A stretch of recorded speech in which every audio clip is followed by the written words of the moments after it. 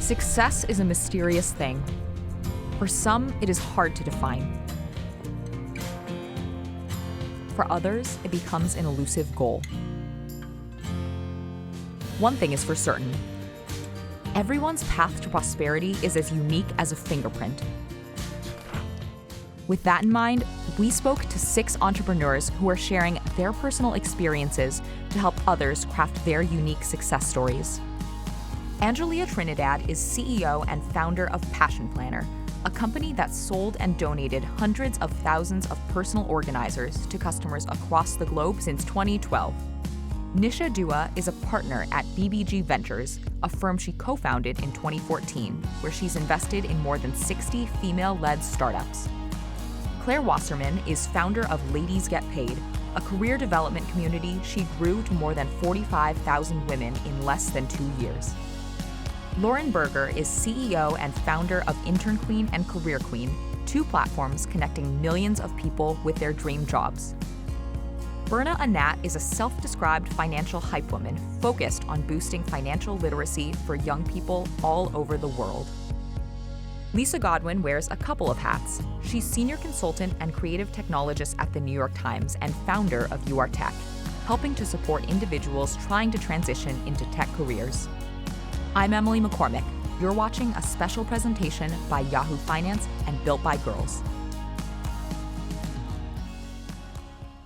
How much has the idea of keeping up with the Joneses played a role in your career? Because you bring up social media, which is a double-edged sword, right? I mean, it's a great way to distribute your own content, but at the same time, you're looking at other people, you're looking at that highlight reel. How do you deal with that? It's awful. Yeah. Honestly, it's awful. And it's probably the most awful it's ever been. I mean, again, I've run my own business for 10 years. It's the most awful right now. And I think especially for women.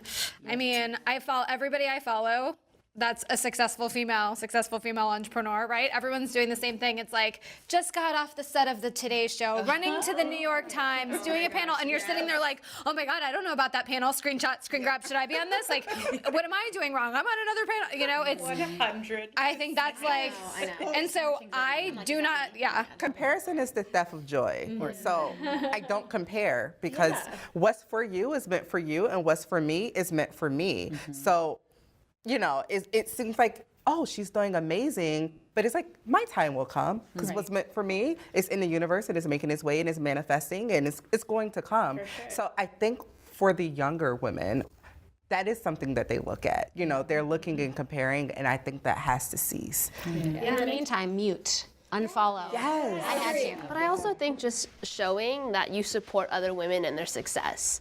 Like just verbally like gassing one another up is so important, as opposed to like, again, like with this opportunity, there's opportunities for everyone. Like, and I think that we have to switch this scarcity mentality and switch it into like, there are actually opportunities for everyone, and I see you succeeding and it's not taking away from my success. And I think once we shift that narrative, everything, like then people are gonna start looking at social media and being like, I'm really happy for you. And really meaning it. And I think that that's the only real way to shift it. And I think you can do that if you've spent time working on what is your own definition of success or your own needs framework. What do you want to leave people feeling like? But what do you want to leave yourself feeling like? And so if you can create a set of pillars for yourself, then when you see something else on social media, you can genuinely be happy for someone rather than comparing yourself to them.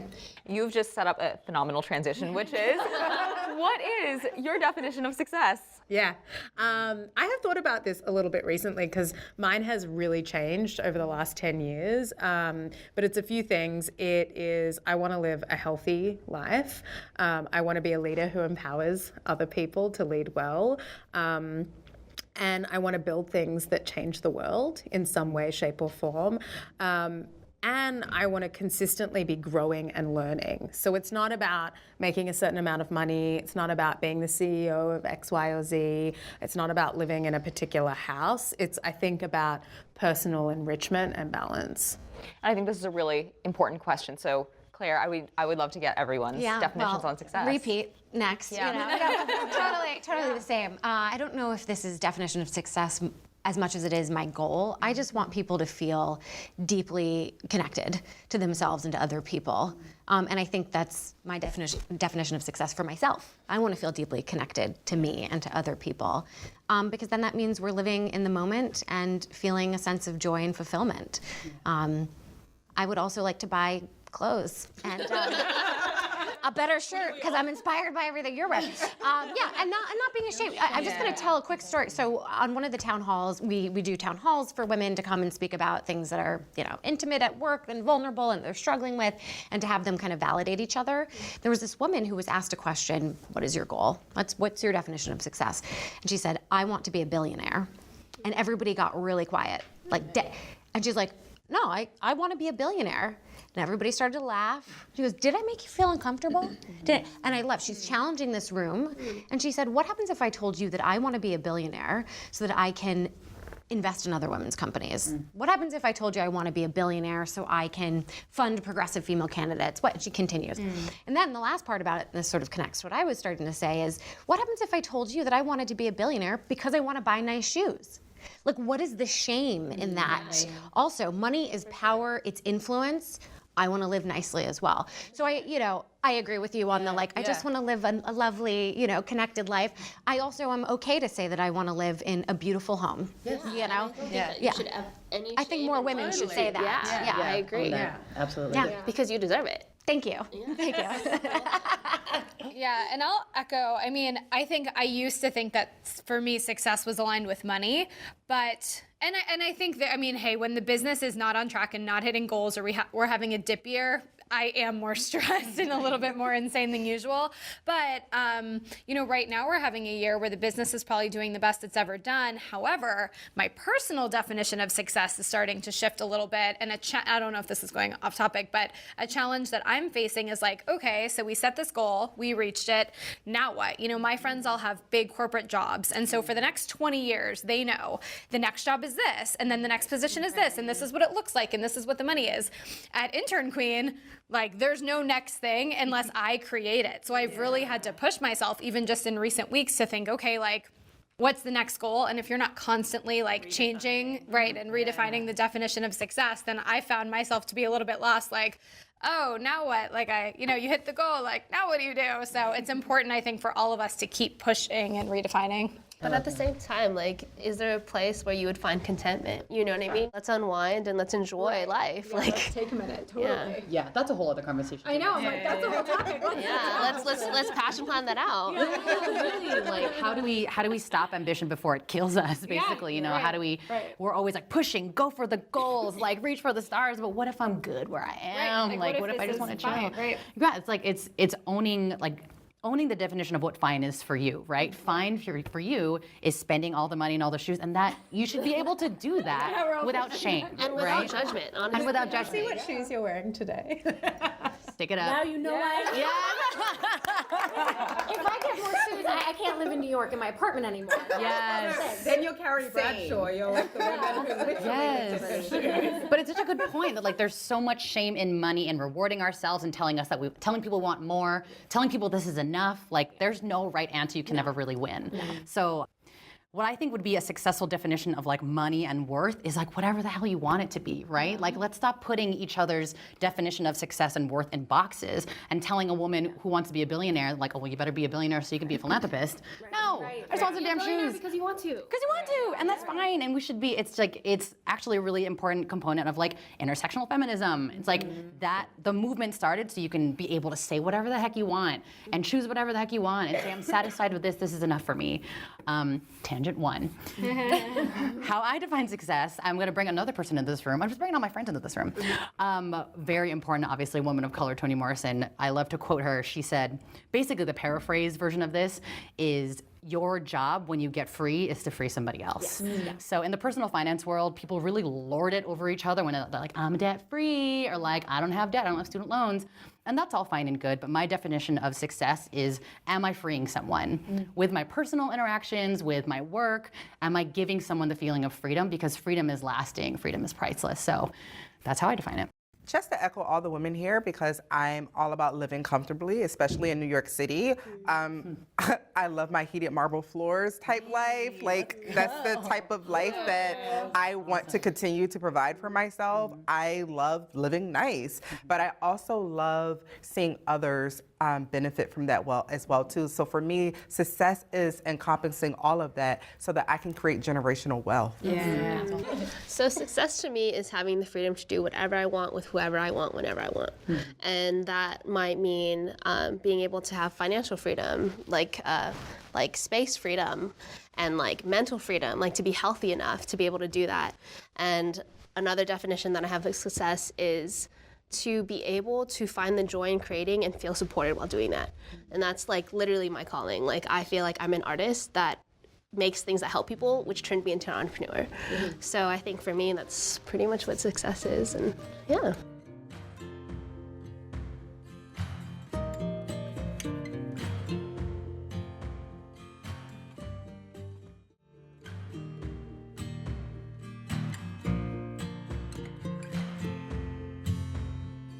I feel like if I asked anyone in this room if they feel like they've made it, you'll all probably say no, or that you're on the path.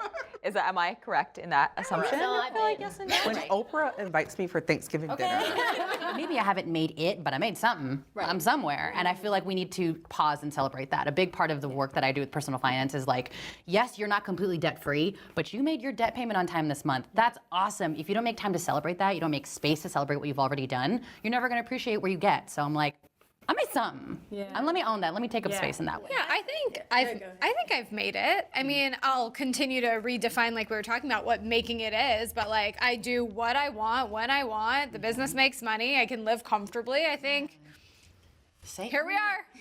Made it. Exactly. I'm very much in the I want a family and a stable business, just to be real, because everybody that I know is having a child, which is funny because they're all having boys. And I'm very much like in the lady world, so I'm sort of enjoying watching them, like, what do I do? How do I bond? You know, it's like you're raising, like you are helping the next generation of women by raising this great son. I just want to be able to afford that and have the life that I want, knowing that there will be compromises and sacrifices and all of that. But right now, I don't even have that option. You know, it's just making money for the business and getting that stable before my family can be stable. But then finding joy, like, okay, then we did that, you know, and I think stopping and being proud of yourself for the small wins, you have to do that. Otherwise, you will constantly be unhappy if you are waiting for something or somebody to tell you did a good job. Yeah, if you need a hype woman, I'm here. I get excited about everything all the time. Yeah, she totally, I can vouch. Yes. If you can't hype yourself, you let me know. Yeah. Well, that's the beauty of like the Buddhist way of thinking, right? Which is like everything's going to fall apart. Like it's going to come together and fall apart again. So any plan you have is going to be waylaid. And so I actually stopped thinking about that as even a question or a statement I would make for myself. And as a result, I'm actually like the happiest I've ever been. And I've had time to spend on my professional life and on my personal life and on my wellness. And for the first time in my life, I really back myself. And maybe that's like the definition of making it for me. I mean, I thought I made it when I could afford Charmin Ultra. So, like for real. So I went from like having $60 in my bank account to like being this millionaire. Like, I mean, I feel like every day that I'm here is a success. And like the reason why I even talk at events is, I mean, I'm an introvert. I don't really like talking, is because I feel like more people need to see women like me do this work. Like I am a first generation queer woman, millennial, like millionaire. Like that is like, I don't know anyone else that's doing it, you know? So I feel like it's so possible. Like women have it in them. They have the drive and they have the passion and they have the grit. And I think that they just need to see more women do it. Claire, one of the things you brought up is this idea of negotiation. Should women be canvassing? Because I feel like a lot of times we're told, yes, we should, or no, we shouldn't, or we need more transparency in what we're making, what our friends are making for different industries. So how do you really walk that tightrope? I have an answer. Okay. I'm like, okay. That's what I prepared. Yeah. Okay. So we all need to start getting comfortable talking about money in general, right? So there's a taboo, and I'm sure you can speak to this. Go do your research and ask somebody, is this, am I in a ballpark? Is this what so you're not saying, how much do you make? You're saying, I'm trying to figure out the standard salary for a junior art director with 5 years experience, right? So you're also getting specific and clear about what you're looking for. You go to somebody who has that role. I'm curious, does this seem like it's the right ballpark? And then you blame it on us, or ladies get paid, where you go, I'm watching this thing, I'm reading about this thing, right? I'm part of the ladies get paid group, and I'm really concerned with the wage gap, or, I'm realizing that there's a huge generational wealth gap because we're not asking for more, or we're being denied, even if we're asking for more. So I just think it's important to talk about this, and I recognize that it's uncomfortable. So basically what you're doing is contextualizing the conversation, as opposed to like, mic drop, how much do you make? Now, just to put this out there, and I'm curious to hear everybody's thoughts on this. So I've actually had this backfire a little bit as a founder. So I thought, this is a couple years ago, I thought, okay, I'm gonna be super transparent with my team, and I'm gonna let them know how much the business is making and what our financial goals are. I'm doing that. I just think, I think in general, even like when you talk to people's parents and things like that, there's a misunderstanding. If a business makes $1 million, that does not mean that the CEO has $1 million. Do you know what I mean? Like the business only keeps a very small percentage of that, right? And if it's a good year, hopefully it's a higher percentage, and if not, it's pretty low. So I don't think people understand that, and it really got me into some trouble because I had these, team members who don't work with me anymore, but there was this big misunderstanding, and it turned into this like, they have so much money and they're not giving it to anybody. Like they didn't understand, and it's just kind of business 101. They don't understand profit and And I've even had, but I think a lot of people don't know that, especially if they weren't a business major in college. Like I've had family members, like there's just a misunderstanding there. So I've had a big problem with that, and I want to be transparent, but honestly, since then I've been like door closed, numbers off contracts and everything. I think that what you're bringing up is really important, but that's why contextualization and education is super important. And the same thing happens in corporates too, where someone assumes this is a big corporate, they must have a lot of money to spend. And I think it's your job as a manager to explain where the business is and what are all the inputs that go into a decision making. So it's not just that the team is doing well, the broader group has to be doing well, the company has to be doing well, plus there's individual performance. Like what are all the inputs? And then what actually are the levers you can pull at a salary level, but then also benefits, training, L&D, all those things as well. But you asked Claire the question whether she had canvassed. I mean, when we set up the venture fund, I canvassed people. I reached out to women who I knew were at similar funds to ours, and I got like a range. And actually another fun thing to do is, if that information doesn't exist in your industry, is in the contextualization pieces, say, I'm going to be the one to do a survey. Right. And it's an anonymous survey, and an awesome guy in VC, Rich Kirby, did a survey of all the partners, principals, and associates in VC. And now you can go to that and say, like, what is the range that someone, and also for managers, like managers, I think, get a bad rap. It's hard to know what to pay someone, right? Sometimes people are just, new managers are picking numbers out of thin air. So I think there's like education that's required on both sides.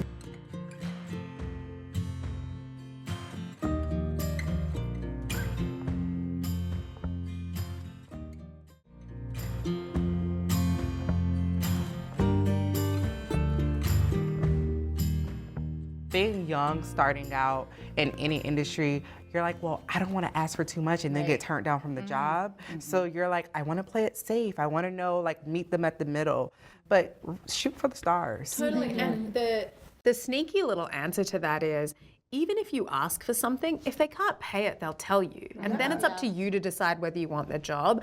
And the other dirty little secret is, do you know how hard it is to hire? How much time it takes to hire? And so like, if I meet a candidate that I like and they ask me for a lot more and I can't pay it, but I can give them a bit more, I'm going to give them a bit more, because the time it's going to take me to go through that entire process again when I've liked this person enough to make them an offer, that's the secret people need to know. Right? And if you're getting no's on the money, absolutely bring up what's called full compensation. And actually bring that up anyway, even if you are getting the money. So these are things that either won't cost the company much, or it won't cost them anything, but it brings you value. Career development, right? Sending you to the Built by Girls conference, right? Paying for your gas money or Metro card, right? And a lot of times these companies have separate budgets. So there's the salary budget, and then they have, I don't know, the career development budget. So don't assume just because they said no on the money that they can't afford something else. This is controversial, but I would wait until they've decided on the money before you bring up the full compensation, just because they can't use, oh, you want to go to a conference as leverage to get your money down, right? But also, they're expecting this. This is not, am I being rude or, they know, they always You never take the first number. You always negotiate. Because there's always room for more. Absolutely. Yeah, I didn't know that, by the way. It took me till starting this company to realize that. That's exactly, just like speaking up for the non like founder CEO, like I guess I'm like a very, again, baby entrepreneur, but there's so many rules that we are not taught that it is a dance. And you might be in a room full of men and you're just like, negotiation is a dance, isn't it? They're like, duh, like of course we all knew. I'm like, a lot of women have told me that their mothers told them not to negotiate, mine included. And a lot of children of immigrants, their parents told them don't negotiate. My mom always said to me, oh, well, you're so lucky. Yeah, so take what you're given because like we're lucky to be here. Yeah, I think a lot of our actions and negotiations stem from the root of our insecurity about money. I don't deserve more. I should be grateful for whatever I have, especially in conversations with children of immigrants, first-gen children. We have moms over our shoulders being like, just take the job. Are you kidding me? Like this is more. You're lucky to have a job. This is more than me and your dad have ever made. Just go for it. But there's this expected dance that like my parents weren't taught, so I didn't know how to do the dance. And then when you're trying to do the dance, you feel like a puppet on a string. You're like, I guess I want more. Yeah. Benefits and stuff. But you also feel like such an imposter. You're like, what am I doing asking for more? So the more that we talk about the fact that there is a dance, it's a stupid dance, it's a weird dance, it's dumb that we have to do it, but here are the steps, like Ladies Get Paid totally does that. Speaking of being a puppet, so the first time I ever asked for a pay raise when I moved to America, I talked to my brother about it and he's like, you can't ask for it like that. And he wrote me a script, he was like, this is what you need to say, and I wrote it down. And in the meeting, I took my laptop into the meeting and I had my laptop in front of me and I literally read my script. And then, most importantly, after I read my script, I said nothing. I stopped talking. The power of the pause. Like, ask for what you want. Don't caveat it. Don't like give too many explanations. That you know what you're worth. Like shoot for the stars, and then be quiet. Be quiet. So definitely practice the dance.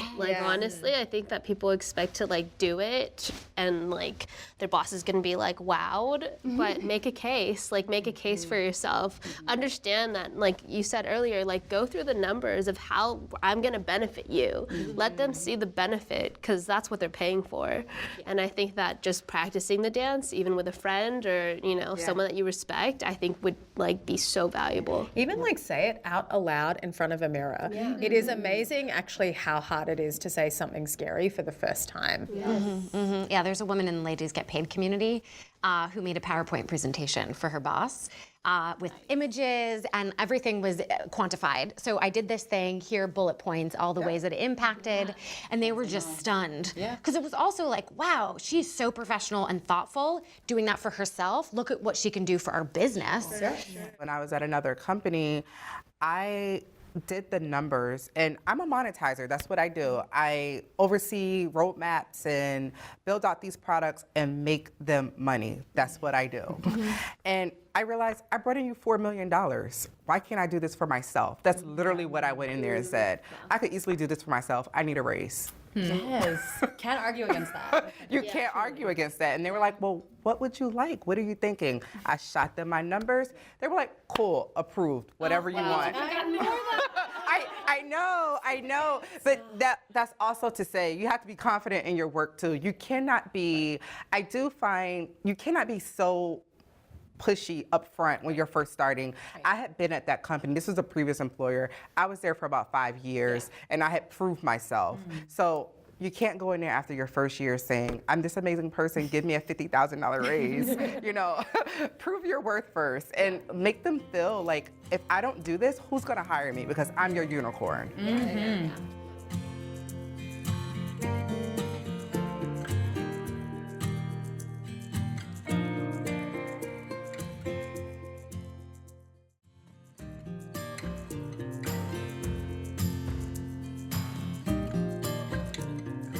What role has mentorship played in your own career? And I want to get all of your takes on this because I think mentorship is something that really helps people progress to that next level. Definitely. So mentorship, I never had a mentor. And that is why I started UR Tech, because I never had a mentor. I never had a woman supervisor within my 15 years of being in tech. And I wanted to be the person to change that, because there's so many other young women who look like me who has no mentor or don't even know where to find access to mentorship, so that's why I felt like You Are Tech was really important, and I'm passionate about it because you can come to me from any skill set background and I can help you navigate into tech because tech is for everyone. You do not have to have a degree in computer science. You do not have to walk that linear line of being in tech. There's non-traditional ways of being in tech. I was a computer engineer and I never thought that I would end up working for like MTV, NBC, because I didn't think about those things when I was in college. Those things were not available to me. I was told you're going to be an engineer, you're going to work for an engineering firm. And I ended up in media, and look at me now. I've worked for just about every media company out there. Yeah, I think there's a little bit of a myth with mentorship. I think if you are lucky enough to find a mentor, and keep in mind, you can admire someone, but that doesn't mean that they want to be your mentor, right? It really doesn't. And so I think there is this myth that in order to be successful or to start your own business, you need all these great mentors along the way. For me, there's people that I admire for sure, but they're not necessarily people that want to have like one-to-one conversations with me 3 times a year. I actually did have a mentor that I met a couple years into running Intern Queen. He worked for one of the corporations we were working with, and I think he was kind of driven by my entrepreneurial skills, and I loved learning, his corporate perspective. And we had these one-on-one calls for maybe 5 years. Haven't heard from him recently. I think he got over it. I think that's just human nature so I do think to think that there's these magical people out there that are just going to be there for you forever. I'm sure someone has a good story about that person, but I don't really know them. I totally agree, and that's, I don't think there's necessarily one person who can guide your career to success, and I've always thought about it as like a network of advisors, and so what is that spider web of people that you can reach out to at different points in your life for different things, and by the way, not always is it true that that person is more senior than you or more experienced than you. Actually, sometimes they're a peer. Someone has done something before you did it. And so like you don't need to do it in a vacuum. You go talk to that person. That person mentored you in some way, right? Like they're sharing your expertise. And I don't know, like I wouldn't say that I've had a single mentor either. I've just like talked to a lot of people before I started something new because I didn't know what I was doing. Yeah. Knowing your tribe is important. Yeah, your tribe. I call it my mental board of directors. Like I always sort of envision like me in a room with people, and every sort of mentor or director I come to for a different thing. And that changes in and out, and it's not an official thing. It's just like, if I were to build one, though, there's like a lot of people on my board of directors that don't know that they're on my board of directors, but they totally are. And I'm like, you don't know this, but I stack you and I take all your advice. I think also in a conversation about mentorship, I want to bring up the difference between mentorship and sponsorship. Right. So there's mentorship. A lot of the times, especially when, for me, like kind of starting out as a personal finance creator, there's a lot of people who want to mentor you and want to give you advice. A lot of that time, the advice just makes me more anxious. It just like makes my to-do list longer. It makes me think of all the things that like I feel like my plate is full, but my mentor giving me better and more things to think about, so now I'm confused.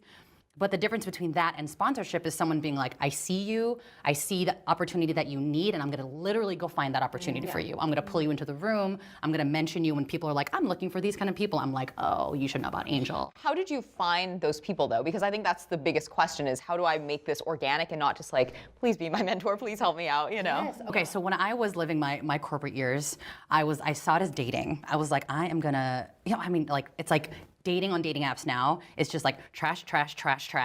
But you have to go through all the trash to get to the good stuff, right? And I found my boyfriend on Bumble, so like big advocate of that. Lots of trash, found the treasure.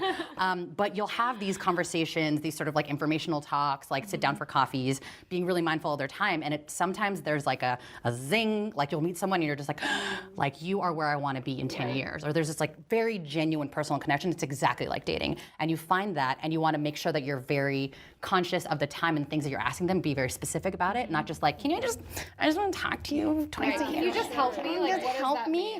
We've talked about pick your brain. Yeah. Oh my God.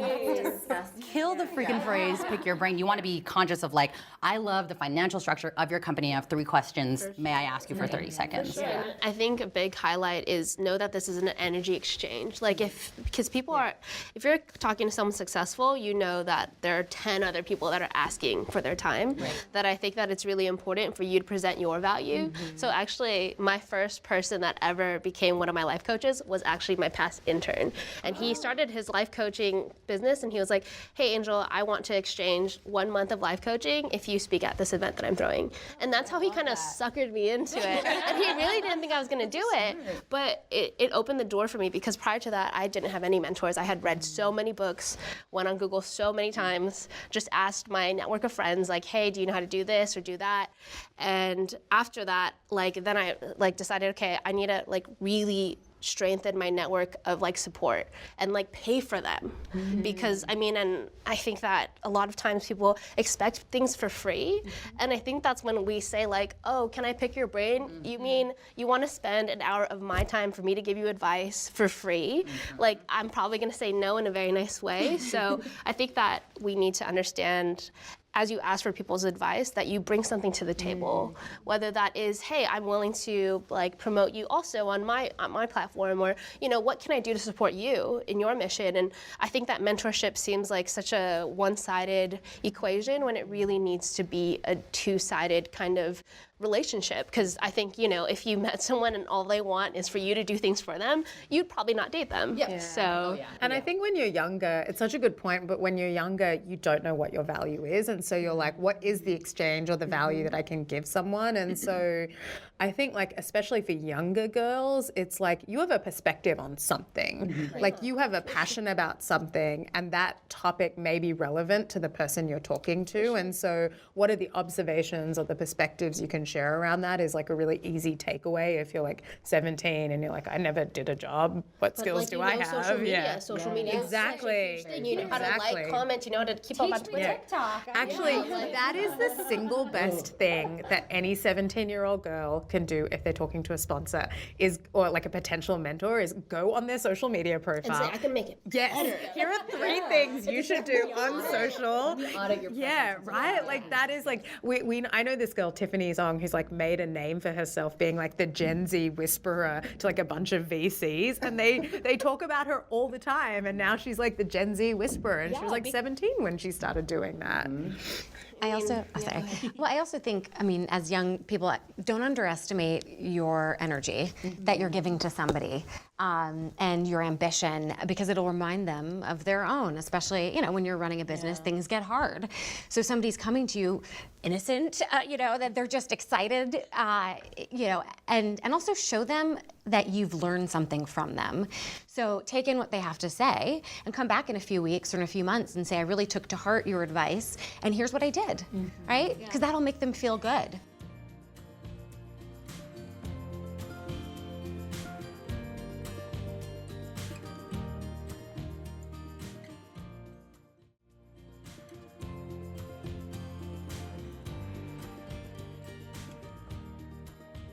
Angel, you're in a similar position. You started your own company, founder, CEO. How did you think about making a company structure? Is that something that even really came up, or did you want to keep it a little bit more freeform? My whole company journey has been really interesting, because when your company goes viral online, the whole game changes. So I went from being in my parents' garage, and my parents are immigrants, so you can't even fit a car in that garage.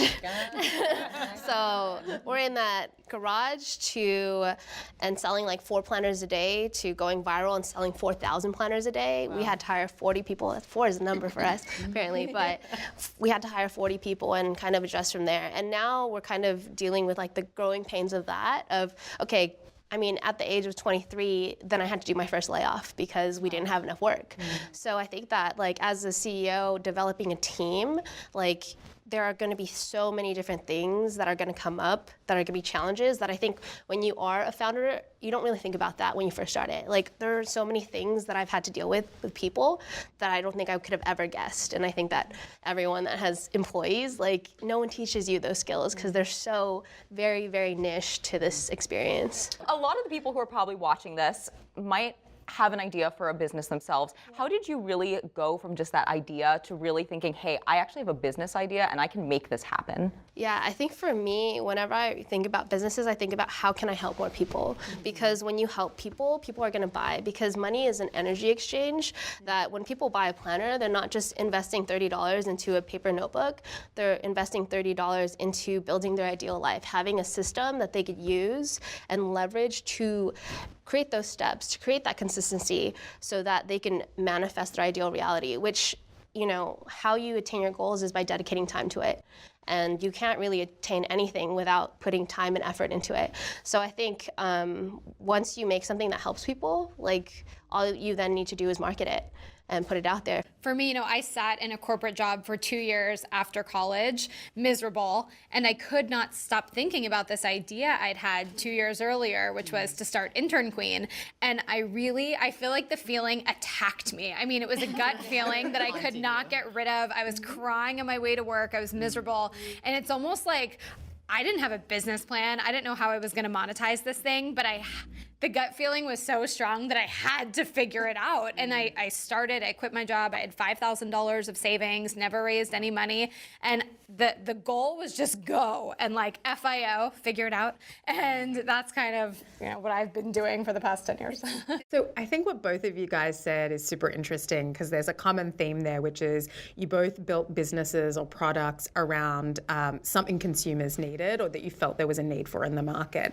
And in a world where people are raising crazy amounts of money for startups, startups that often, you know, are not going to be profitable for a very long time, I think that's really important for the young women watching because I think there feels like there's an emphasis on I have to go build a business, I have to go build a startup without necessarily feeling that passion that Lauren described or feeling this like need for a product in the market. And so I think that's so critical and important if you're thinking of starting your own thing. I do not recommend that anybody start their own thing. I think everybody here can agree. The roller coaster, emotionally and financially, it better be worth it, right? Yes. You better feel like that fire in your gut that you need to do this, or you're building something that other people need to have, because passion's going to go away. Yeah. Well, not the passion planner, but you know. So I feel like I need to hold it down for the imposter syndrome-ness that has come to the table. I want to like offer up one of my insecurities in being in this table is that I was a person who was always like, I'm never going to be an entrepreneur. Like, I'm never going to start my own thing. I'd always say that out loud to people, like, entrepreneurs are so impressive. They go through so much. There's so much roller coaster. You know, I don't think that's really my thing. I'm a really good worker bee. I really like to be managed. I like structure. And now here I am, like, I'm at the very beginning of my entrepreneurial journey compared to a lot of you, but I'm sort of also in awe at the ways that we can talk ourselves down from things. There might be people who are watching, like you were saying, there are people who are watching who are like, these women are amazing. I just don't have it in me. Like, I don't have the fire. I'm not like ready to lead a team of 30 people. I'm not ready to like be a millionaire. And I said that to myself a lot, and here I am learning so much. So my therapist is teaching me to really like name my demons and stuff. So I'm like, what up, imposter syndrome? She's here, she's ready, but she's... The thing is, though, it's one foot in front of the other. That's the thing. Like, none of us went from zero. Well, actually, no, you did. You went really quickly. No, but it's like, okay, what is the next step? You can probably do that, or the half step, right? So it's sort of staying focused on the next step, but also looking at the big vision. So I always find that a bit difficult to like, how do you bridge how far you want to go, how big your ambition is, how fast you want to be there with the reality, which is usually resources and your confidence. You actually have to build time into your day and to your week to think about the top level and think about what is it that I'm doing that's going to drive 80% of the value over the next quarter, year, month, whatever it is, whatever time period, and then go back to doing the stuff that's going to help me achieve that. Right. Entrepreneurship, it looks cool, everyone glorifies it, but no one talks about the bad side. No one talks about the failures. No one glorifies that. So I always advise, you may have that passion, it may be biting you, maybe eating you up on the inside for you to just go for it, but get a year of corporate structure so that you will know how to properly form your corporation or have someone on your team that has that corporate experience. For me, I've built out roadmaps and monetized millions of dollars for so many media companies so that I could take those roadmaps and apply them to my own company so that I'll know how to form a corporate structure and know how to build like an inclusive environment and team and actually know how to run a business. Where do you think we are right now on this continuum of women in the workplace? Because I'm in my early 20s. I always thought I could be anything that I want to be when I grew up. But at the same time, we still have the gender pay gap. We still have the motherhood penalty. We still have pregnancy discrimination. We have so many issues that we still need to overcome. Nisha, maybe I'll toss this to you first. I would say to you, you still can be anything you want. And I think what's unique about this moment in time, and in many ways, something we've observed since we launched BBG Ventures, we invest in female founders. And when we first started doing this, nearly no one was investing in female entrepreneurs. And that's just one aspect of what we're talking about. But what has been really interesting is, I think since 2016, and I think this is not a political roundtable, but the acknowledgement should be there that I think feminism has changed since then, and we've seen a new breed of feminism, which is women linking arms together. And I would say that is the biggest difference I've seen in the last 5 years, which is at the end of the day, and we do need male allies as well to really make systemic change, but I'm very optimistic about where we are right now, because I think women coming together in the workplace and with their businesses, and Ladies Get Paid is a great example of that, is what really has the power to shift the narrative. Yeah, I started Ladies Get Paid because I was just like you, where I thought I could do and be anything that I wanted, which you totally can. But I also thought we were equal, that I was entering a meritocracy. My mom was the third class of women in college. I was like, good job, you did it. Like, we're good now. And then read the statistic that less than 22% of women make it past middle management. I also read that Hispanic women make 55 cents to the dollar. It is not the 78 or 80 cents to the dollar that everybody keeps talking about. And realizing those stats, I felt really ashamed because I didn't know how bad it was. And I thought about it for a year, got really depressed because, something that's so overwhelming and systemic, it's like, what can you as an individual possibly do to combat that? And it was like, I'm gonna learn how to negotiate. I'm going to close the gap in my own life, and I'm going to teach another woman to do that and encourage her to teach another, and just get started. The thing I think that we all need to be very aware of is that progress is not linear. Right. You can take 2 steps forward, 3 steps backwards. And in fact, you see that backlash a lot in movements. I don't know if you can speak to any statistics around women receiving VC funding. I know things got better a bit, and then it stagnated or got worse, actually. So yeah, I mean, listen, I think that is some reflection of the broader Me Too movement, which is whether it's Me Too in media or Me Too in tech, there has been some level of people in leadership saying, I don't want to spend time alone with a woman. And so whether that's about investment or mentorship or whatever it is, I think that's very much the ones, couple of steps back that you're referring to. Well, here's the thing, go into your boss's office and talk about the benefit to the business if you create a women's resource group, and don't do it by yourself. If there's 5 women coming in, all excited to do it, there's goals, again, related to the, the impact on the business and the bottom line, it will happen. It will. I think that's such an important point, is the idea of using data around anything that you are trying to change. If there is a data-driven argument versus I just want to help women, it resonates in a completely different way. And also then you have a different set of goals. When we started BBG Ventures, there were a lot of people who said, oh, that's so nice that you're funding women. What a nice mission. Like, this is not a mission. I'm here to make money. I like investing in women who are building businesses. And they don't have to be mutually exclusive. Totally, yeah. And do good. But like, I'm investing in women who are building companies that are built for women just like them. They have a competitive advantage. Nobody else is funding them. I'm going to find alpha before a male VC does. I'm here to make money. And that is the compelling argument that gets people to fund us, to fund women, right? But saying I'm on a philanthropic mission to, help female founders get more money is like actually not very helpful. Yeah, it doesn't sound very lucrative. No. I mean, but you need to show that it is. Yeah. Right. Yeah.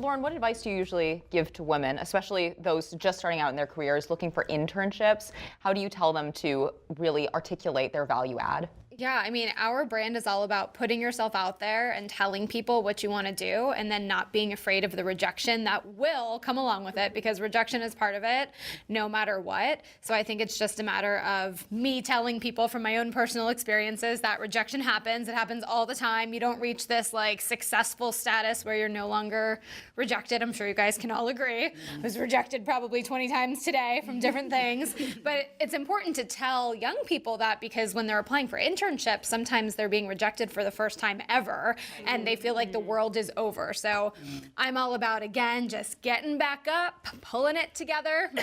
My latest book was called Get It Together. But, you know, getting it together and putting yourself out there all over again and doing that until you get to where you want to be, because you can get there. It's just a matter of having that resilience. What was one of your early failures? Because I remember sending my resume out to just every single internship program that I could think of in college. I mean, you know, as freshman going to sophomore year and just getting rejected from like all of them. Absolutely, and I think that internships taught me a lot about rejection. I remember I was going to college in Florida, trying to go to New York City for the summer because I thought it'd be cool. I didn't have a strategy, but I applied to 117 internships before I finally got the company that said yes. But it really doesn't matter how many places I applied to, because I found the yes, and you really have to keep moving until you find it. Do you have anything to add to that? I mean, especially like for your role, for being an employee at a larger company and also founding your own enterprise, how do you really balance that individualism and your personal identity with trying to fit into that corporate structure? Not to sound cliche, I always say that I'm a leader, but I have a different definition of being a leader. And a leader just isn't about someone who has the power to make change. A leader is having the ability to empower others. Mm-hmm. And that is my passion, empowering others, opening the door for other women in tech, showing them how to navigate the tech ecosystem. And I use that in my corporate life and in the balance of starting my startup. So making sure that I'm always in that position to be able to empower other women and creating male allies, because we need them. Do you think in your personal life you've surrounded yourself or found a tribe? Because I feel like that's so important too. It's not just the people at work, it's the friends that we make, the people that we go home to. How have you really built those relationships? Yeah, for sure. I mean, being someone that is queer and having a family that wasn't very accepting to that, like I had to learn early on that I needed to surround myself with people that loved me and really accepted me. And I think that that has been so beautiful in terms of just finding that community within the queer space, but also now in the business space. Like the president of my company was my sorority sister in college. She moved from SF to San Diego on a week's notice and slept on the same twin bed as me to like make this business happen. And I think having that support and that sisterhood and like that trust really just helped me like thrive. Yeah. And don't expect that it'll just happen. Like sometimes you have to explicitly go out, and it's not that you're like, please be my mentor, but to be honest about feeling lonely or needing guidance. And chances are the other person's gonna go, me too. Yes. Right. And then from there you go. But this past year, my partner and I, we wrote down a list of women that inspired us, you included, and we made appointments. Like, you know, not the pick your brain part of it, but saying, I really admire, respect you, you inspire me, because we were realizing that we just kept saying, I don't know anybody. So make a list and do your outreach. Respect their time, of course. Yeah. And but you know people. Yeah, we do. I'm here. So thank you. What is one piece of advice, the number one piece of advice you would give to a young woman, a girl just starting her career? What piece of financial or career advice would you offer? Career advice I would give: go shadow the company before you accept the offer. Go shadow it, because you have to like the people that you work with. You need to like the job that you're doing. That's where you're at most of your time. And so many young girls run after these companies like, oh my God, I'm working at Snapchat, I'm working at Facebook, I'm working at Instagram, I'm working at MTV. Yeah, but the culture may suck there. You know, you have to make sure that you're a culture fit for the team that you're going to be on. My piece of advice is like make the ask, put your hand up, you know, ask for the promotion, ask to be in the meeting, like you have to like be in the room where it happens. And I think that there are many young women and many women generally who put their heads down, do all the hard work, present it to their boss, but never actually get to revel in the fruits of that labor. And so I think it's really important to grab that opportunity.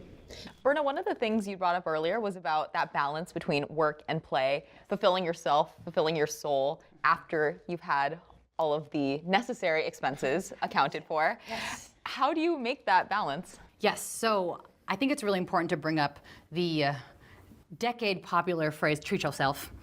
Treat yourself is really important. Treat yourself is a church, it's a religion, but I'd like to give that advice with a giant, giant asterisk. I think we really start to conflate the idea of I spend because I care about myself. I think you should celebrate yourself, but celebrate yourself with the things that you know to make your soul happy and your body feel more like itself, as opposed to the things that are shiny, that you can flex on with social media, or that all the sort of self-care marketing is kind of forcing up your butt.